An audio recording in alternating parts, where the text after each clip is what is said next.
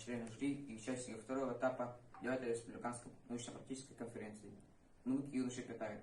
Пересеченные годы науки и технологий в России». Меня зовут Каширов Мишель. Я ученик 7 Б класса Бийско-Химический лицей имени Александра Николаевича Жировского. Представляю вашему вниманию нашу работу на тему мини-станок для плетения веревки в пальцевой бутылке.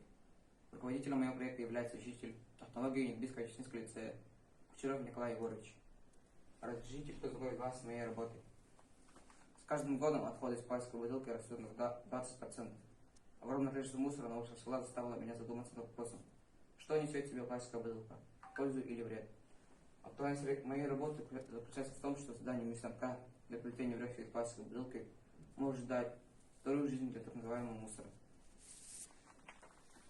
Существенно облегчить жизнь всем, используя ненужные пластиковые бутылки в качестве вторичного сырья в хозяйстве. Проблема. Все улицы поселка, все дороги захламлены мусором, большой участок которого составляет пластиковые бутылки. Цель моего проекта – создание мини-станка для плетения веревки из пластиковой бутылки. Задача. Найти материалы и оборудование для станка, плетение веревки разных диаметров и испытать веревки на прочность. Получить доход из вторичного сырья. Объект ненужной пластиковой бутылки. Гипотеза. Предположим, что пластиковая упаковка засоряет землю и наносит вред природе. Поэтому создание мини-станка для плетения веревки из пластиковой бутылки является облегчением решения проблем. Ожидаем результат. Создаем станок из подручных материалов. Получаем доход из вторичного сырья. Практическая часть моей работы. Для того, чтобы достичь поставленной цели, нам понадобятся следующие задачи.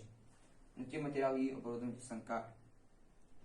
Электродрель, обрезные доски, штиф деревянный, резиновый ремень, стальная проволока, полипропиленовая трубка.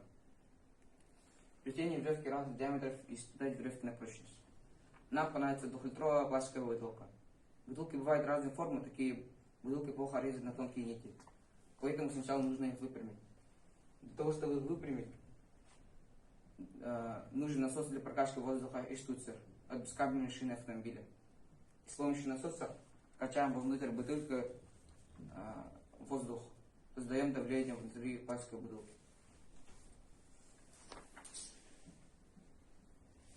Затем с помощью строительного фена нагреваем равномерно всю площадь бутылки. Тогда все выпуски и форма равномерно выпрямляются. Разрезаем дно бутылки ножницами с помощью специального резака, режем нить ширина 1 мм. Оставшиеся горловины бутылки используем в качестве катушки для нити. И на этих катушках наматываем получившуюся нить. Для скорости наматывания нити используем дрель-шуруповерт. Экономический расчет. В количестве 2 пластиковых бутылок, которые по 2 литра каждый, получается 100 метров нити шириной 1 мм.